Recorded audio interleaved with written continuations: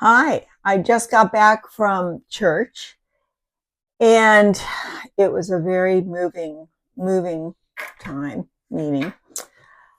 Um, it's about Labor Day and all the roles that labor's played in history. Of course, we think of slave labor and we think of child labor.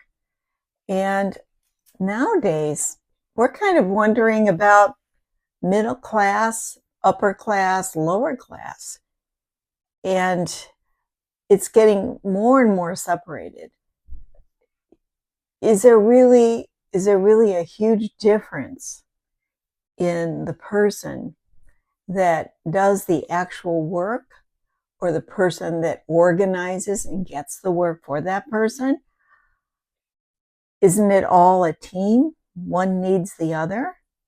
And I know in the Bible it talks about us being a body and that the nose and the eyes and the lips and the arms are all the same value. They're all needed to create the body. So I wonder, when I see people right now in this time struggling so much for just survival, they have to work a job and another job, and they have to really be perfect at how they spend their money.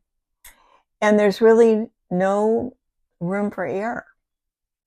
And I think if we're going to look at the role that the government can play, one of these ways they can play with is focusing on what we can do to help with this huge gap between those very, very wealthy and the labor they rely on.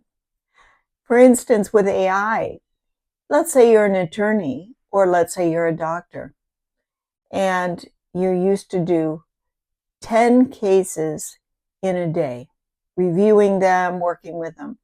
But because of AI and the help you get, you can now do 10 cases in an hour. Wow, that's really time saving. Time saving for what, though? Saving time for you so you get to go home and do more things, be creative? Or is it time saving for your employer who then can ask you to do 10 every hour and now you have to do 100 a day? Ah, we need to think about this. Do we get extra time? Is it time for just making bread? Or is there time for roses? Time to walk in the parks, ride your bike, be with your children, play a musical instrument, or develop some idea or invention that you've been thinking about doing. And now you have time. And it doesn't just all go to your employer. I've been an employer myself, so being an employer, to me, what it means is I take responsibility for those under me to make sure that I can help them with problem solving, but also to look into their personal lives and make sure that they're safe and secure, and that when something happens, they feel a safety net of me and the others to help out when they're sick, when their child's sick, when there's been an accident. It's a group effort. It's not just an employer taking whatever I can from them.